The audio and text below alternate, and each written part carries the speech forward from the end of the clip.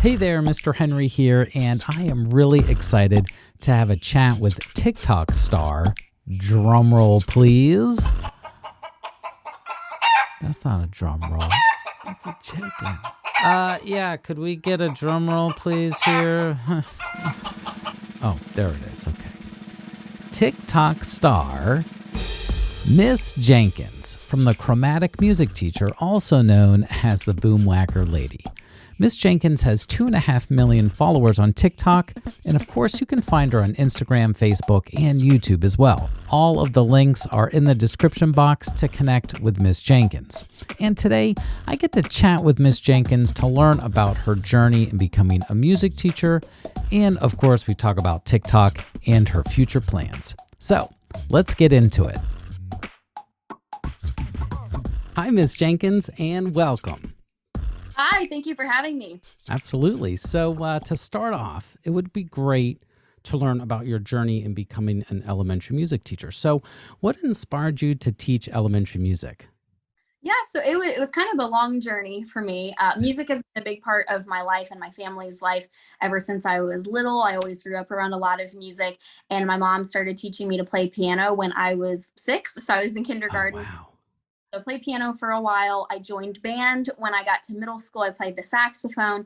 And I hadn't, even though I loved music, I had never really considered it as a career until I was in high school marching band and I became the drum major of my high school's marching band. And I just got to teach and lead rehearsals, and I absolutely fell in love with it. And so throughout college, I wanted to be a high school band director. That was I didn't consider middle school. I didn't consider elementary. I didn't consider anything else except high school band until I got student teaching, which was in the spring of 2020. But fortunately, my elementary portion of my student teaching was before everything shut down. And so I got Right. 8 weeks of elementary. It was amazing. I just really fell in love with it, just how much fun you can have with it, and the foundation that you have the opportunity to plant the seeds for a lifelong love of music. And so I've been teaching elementary ever since then. Yeah, that's awesome. Yeah, I kind of have a similar story where that's what I wanted to do too. So I was a piano major, so like piano majors typically go the core route for choir, and it was always like, okay, yeah, I want to do high school chorus, right? That's what I wanted to do. And but then, man, once I got to student teaching elementary, I was like, oh, this is a lot of fun. It is. So yeah, that's so funny because that's exactly pretty much how it happened for me too. And then ended up landing a job as an elementary music teacher and was like, yeah, that's what I'm going to do. So that's really cool. So alongside teaching, you also have an amazing TikTok account, right? Called the Chromatic Music Teacher. And you have the name the Boomwhacker Lady. So tell us more about how you became the Boomwhacker Lady on TikTok. Yeah, so I started my Chromatic Music Teacher account when I first became a teacher. I was actually hired mid-year for my first year of teaching. Okay. So in November of 2020, and I created that account. It was under a different name at that point. I think it was just like Miss Jenkins Music or something like that. Mhm. And I didn't really post at first, but in the spring of 2021, I started to post some more, and I was gaining some followers. Nothing huge at that point, several thousand, but Yeah. nothing, mega huge like that. I put my boomwhackers up on the wall, and they were in the videos a lot, and people were really curious. They'd say, what are the rainbow pipes behind you? And so I made a video explaining them. And then I remember one day I was staying after school because my younger sister was having her college graduation party later that night, and I was like, I didn't really have time to go home. And so I just like, okay, I'm going to stay at school, have some time to kill. And then I was like, I'm going to make a song with the boomwhackers. So I made Happy Birthday. My editing process was not very refined. The wasn't a very precise video. Like the rhythms were a little bit off and everything, but you could tell it was Happy Birthday. So Yeah. I posted a video later that night, and I woke up and it had 100,000 views, and I never experienced that. And then it was just kind of the light bulb moment. Okay, boomwhackers, people love it. And a lot of the comments I was seeing, it was like, man, remember we had these and so's music class, and they were tagging their friends, and the nostalgia factor of it was Mhm. really just remembered they're so fun. Everybody loves Boomwhackers. And so started making more and more Boomwhacker videos. And I've, since that first video, which was in April of 2021, made the videos a lot more complicated, adding voices, adding in some different instruments, doing the, changing shoes, and then changing colors of my watch band to match the Boomwhackers. So just adding onto it and refining my editing process along the way as well. Yeah, and the editing is it's so interesting, right? When you just start doing the editing, like you kind of know what you're doing is not efficient, right? Right. And you're like, man, I don't know exactly what I'm doing, but as you continue to do it more and more, obviously you start to come up with systems, and this is the best way to do it for how you do it. So yeah, that's cool. So yeah, I mean, the videos are amazing. Those Boomwhacker videos are so cool. And so how long does it take you to like edit those videos? It depends on, the length of the song. Sure. Sometimes I might only be doing 15 seconds of a song. Sometimes I might be in it, etc. And also on how many voices I'm doing. So if I'm just doing a melody line, it goes a lot faster. But the initial, so I do reuse the same clips. The initial recording of the most recent full recording that I did, where I changed my shoes, changed the watch band and everything, that took 30 minutes to record. And then I basically just go in, put a marker where the note is actually happening, and cut and label each note. So I say like D with the octavator cap on, etc. So then I have basically that palette that I can pull from and just duplicate and reuse for future projects. So I would say, if it's something that it's only 15 seconds long and I'm just doing a melody line, I can put that together 10, 15 minutes. Usually I have spent, probably the longest I've spent on one, I would say would be maybe 7 or 8 hours in that realm. I spent about that long when I did Stars and Stripes Forever last year. I did like the whole song and then added the piccolo solo. And then I did Coconut Mall from Mario Kart. Yeah. That one was it was very complex and just took a while. So yeah. Depends on a lot of things, but I have gotten faster. At first I would look at what song I wanted to do and see like, okay, I play a G 4 times in this song, so I'm going to record a G 4 times. And I quickly figured out I didn't need to do that. I can just reuse that one G, copy paste it, and it's a lot easier. Yeah, that's cool. So this is kind of a little bit of a nerdier question with the editing, but it just came to me as you were talking about it. Now, do you put like a melody underneath, like so you can see? And I don't know if I'll try and explain this well. So like you might plunk out the melody on the piano, right? And then you would be able to see the audio below the video, and then are you matching it that way, or are you just kind of doing it by ear and like so for sometimes I will do some videos that are just like a trending popular TikTok sound. Sure. Not, I can't find sheet music for it anywhere. And sometimes I play over top of that sound. So I will do something like that where I will just extract the sound, put it underneath, and figure out, I can look at the audio and figure out where it needs to be.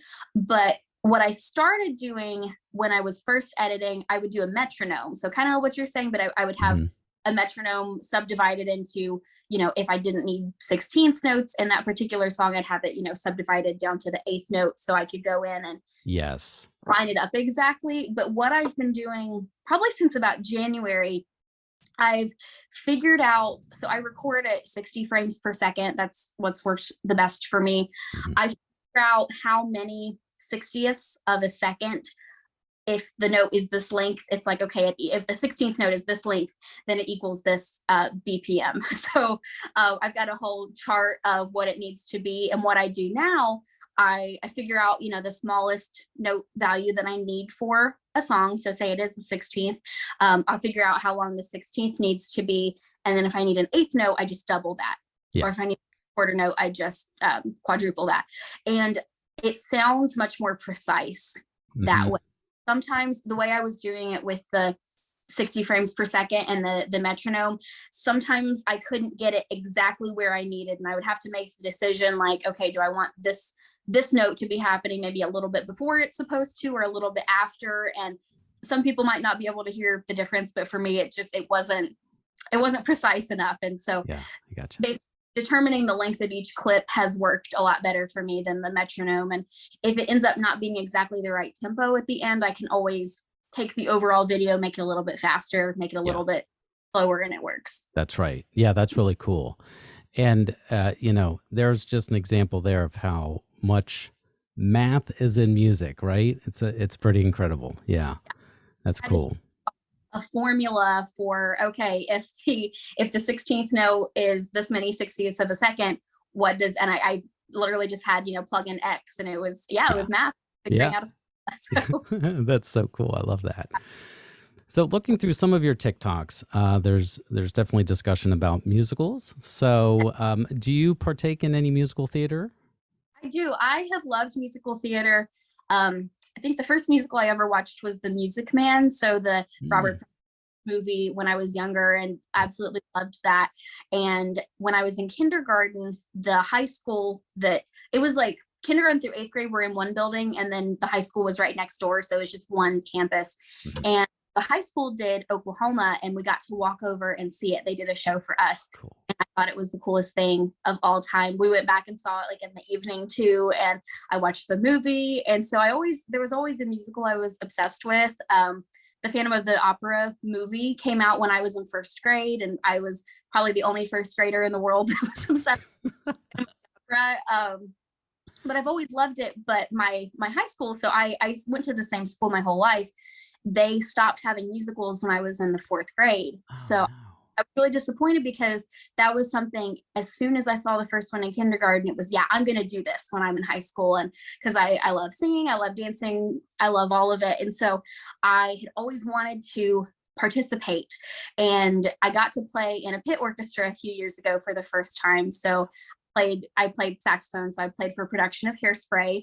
That was a blast. And then I've also played in a pit for The King and I played clarinet for that one right before COVID happened. And this past year, I've had the opportunity to start being in musicals. So it was tough with graduating college into COVID. There just weren't opportunities, but I've been able to get involved. And so I've done several shows. I'm actually starting to teach a camp next week at the local theater. So I've made some friendships. And the first show that I was in was Into the Woods. And so that was a blast. And it's a big part of my life. Anytime I am going somewhere, it's like, oh, what shows can I see? So just got back from Washington, D.C. While I was there, I got to see Six, and then I saw The Band's Visit at the Kennedy Center. Both very different shows, but they were both incredible. And so, absolutely love musical theater, love listening to new shows, and That's great. Have you seen Hamilton live yet? Yeah, I see it in New York, but I did see a touring production this past year, and it was incredible. That's awesome. Yeah. I've yet to see it. My parents, I think, have seen it like 10 times already. So that's so cool. I love that. I love how you have not only been in the pit orchestra, but now you're doing the on-stage stuff. So that's really cool. While I loved getting to, I love both of them, and I would still play in some pits. It's tough being a woodwind player in pits, because I can do saxophone and clarinet, but I can't do the other ones. Okay. So finding books that work for that, it's tough sometimes. But I would love to. We haven't, at our local theater, we haven't been able to have live pits with just COVID and the procedures this past year. But if there's ever a show that I don't want to be in, I've told the director, like, hey, I'll play in the pit. Yeah, that's awesome. Cool. Very good. So as a newer music teacher, what are some struggles you may have faced? I mean, I'm sure, with the whole COVID thing, and that was, so you experienced your student teaching was pre-COVID, but then you kind of walked into because you started in the middle of the year, right? So you started right when it kind of all shut down. So I'm sure there was some struggles there. What kind of things did you face even as like a new teacher? Yeah, it was definitely interesting. So, like I mentioned earlier, I was hired at my school in November of 2020. I had been substitute teaching at a different school before that, and it was in person, but I was subbing at a high school, and so it was very different. But then once I got my job, we were completely virtual at that point. So it was very strange going into the school. I would still go to school every day to like record lessons and things like that, but it was just very strange to be there and just have a handful of other teachers there because teachers could work from home if they chose. And we went to a hybrid schedule in January of that school year, but it was tough because students would either come on Monday and Tuesday or on Thursday and Friday. So we had two, but say Mrs. Smith's third grade class, for example, say they have music every Monday. Well, if the kids in her class who come on Thursdays and Fridays, I never got to have them for music. So it was really challenging I think we did that for about 6 or 7 weeks. And then we did go to a full in person with 1 day a week virtual, but it was still a challenge. I was on a cart for all of that time. Oh my. The main reason for that, we had to transform our gym and our library into classrooms because there were some of the classes were just too big to put the desks at 6 feet. We just didn't have the space. So those were some larger rooms. And so then my room became basically the office for the PE teacher and for the librarian. While that was really hard teaching on a cart, it was also really great to have the opportunity to talk to them all the time because they were both more experienced teachers and just learning about my school's culture and just kind of how everything works. And anytime I had a question, they were right there. So while it was very difficult to be on a cart, that was something good that came out of that. Yeah. Yeah. And I guess being, since you were just starting, I mean, you did experience the normal classroom, but to kind of get thrown to that, starting out is probably better. It would definitely be a little more difficult if you were doing it for like 20 years and then they're like, oh, you got to go on a cart, so. I had seen some of the other teachers, even the classroom teachers, just with the changes that we had to make. It was really hard on them because elementary, so much of the time you're, sitting on the carpet reading a book, or you're at tables, you're not at desks, and having to have the kindergartners 6 feet apart at desks. It was just not what elementary school is normally like. So everybody had challenges, but I think for me, I've always loved technology and I've loved making videos and things. So I do feel like I had an advantage with that, at least like knowing technology stuff well made that a little bit easier, even though it was a really weird time in teaching. Yeah. Yeah. And I was just going to say, what are some successes you had as a music teacher? And it sounds like maybe, were there some specific things that you were able to do technology wise that were affecting the classroom? Like because you had this ability to do things with video. Right. Was that something that you did also use in the classroom as well? Yeah. So when we were fully virtual, I was doing asynchronous lessons. And so I was but I was able to do, editing things to make them fun instead of just sitting there. And I didn't want it to be boring. I wanted it to be engaging. And then for a while, even for like our holiday program this past year, we still couldn't have parents in the building and everything, even though we were back to fully in person, but we were still masked and distanced. And so using, I guess, my video editing experience to put virtual performances on. So I did, and obviously, like, I haven't posted this because of student privacy, but I did a Boomwhacker version of Carol of the Bells, like with my fifth graders. And so I used, it was a lot of editing. I bit off more than I could chew. I was editing until like 3 p.m. on Christmas Eve, but it turned out really well. And that's awesome. I did like a virtual talent show, so putting all that together. So still giving my students opportunities to perform, even though we couldn't have, their families coming and actually seeing a performance at the school yet. Yeah, right. Yeah, and we for our winter concert last year, we were still kind of in that limbo stage. Mm-hmm. And so I ended up saying, hey, let's just have it outside. It'd be like us caroling, and we were allowed to do it outside. So we did that. The principal ended up, he was lighting us up with his truck, which then ran out of batteries. Oh So no. we had to jump his car. Yeah. So yeah, it's hey, you just roll with the punches, right? Yeah. That's so cool. So yeah, wonder let's and maybe some of these activities could be activities. Well, it could be when they were doing virtual, but maybe some activities that you love doing with your students that when you were kind of like almost fully back, right? So you were able to be with the kids. What are some of your favorite activities? Yeah, my students are very competitive, so they love games, and Yeah. so any kind of like a Jeopardy style review game, they get very excited about that. And I found some other games like on Teachers Pay Teachers that were just real. Sometimes, I would have an idea of something I wanted to do, and I could usually find it on Teachers Pay Yeah. Oh Teachers. yeah. I like to anything I present to them, I like it to be very visually appealing and look good. And sometimes there's just not enough time to create your own. So Yeah. yeah, I would admit I like Teachers Pay Teachers is a lifesaver. Yeah, definitely.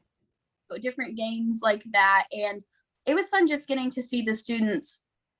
Um, I would give them assignments like on Chrome Music Lab and things like that, and seeing what they would come up with. And while we couldn't be together, and the things that they could do online, and that's really fun. But my students, they of course love playing with boomwhackers, Yeah. and so try to do that a lot. Haven't ever tried boomwhackers with the kindergartners. That scares me a little bit. I've done it with first graders late in the school year, and that's about the I've started on that. But I try to get them on instruments as much as I can, just because I know they love it, and I don't want them to just be. I don't think music class should be just sitting there the whole time. Yeah. Up and moving, and I try to have a variety of activities within the class. I actually just did my Kodai level 1 training, and Oh, so cool.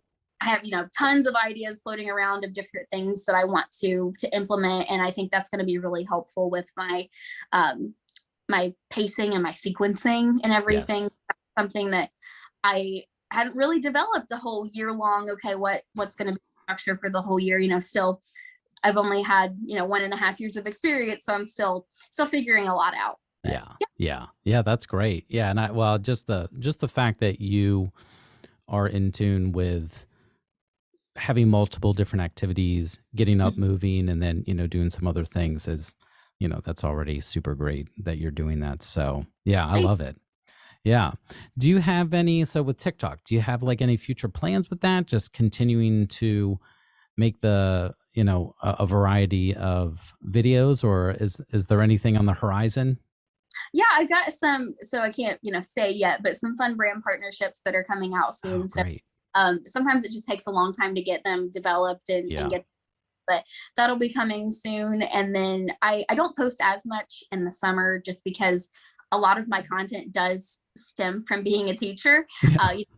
Things my students said in music class, so obviously doing any of those, because everything in those videos is 100% true. Yeah. There's teachers on TikTok who like make up and like make a character, like a student character, but I say things that they actually say to me. And Yeah. I'll be excited to get back to making those. But yeah, always Boomwhacker videos. Right now, like where Stranger Things is so popular, I've a couple of the there's like the Chrissy Wake Up from Stranger Things. Last year I'd actually done the Stranger Things theme, and then I guess Master of Puppets by Metallica is in there. I don't watch it, but I think it's in there somewhere. Yeah. So I just reposted that one because I made it last year, but that was where I was doing the shoes. And so, I think I'll do a new version I do change the shoes and everything. But yeah, and I've made some videos on some of my travels that I just haven't gotten to put together quite yet. So there's always raw footage that I need to just trim up. But yeah, now I'm home, I'm gonna have a little bit more time to get to edit some things since I've been traveling a lot. But yeah.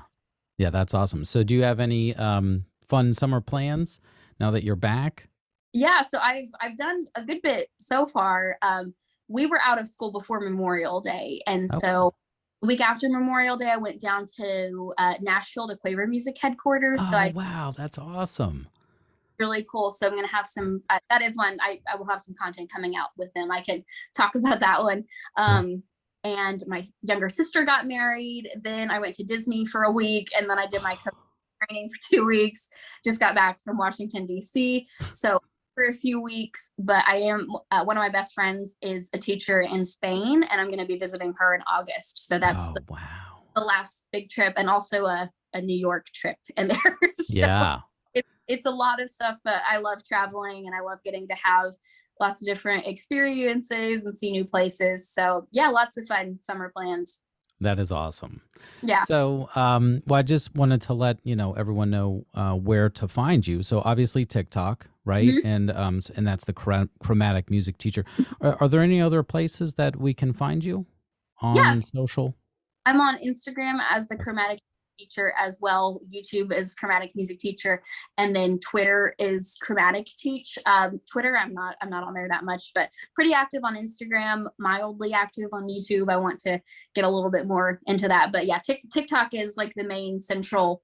That's where I have the most followers and everything. So yeah.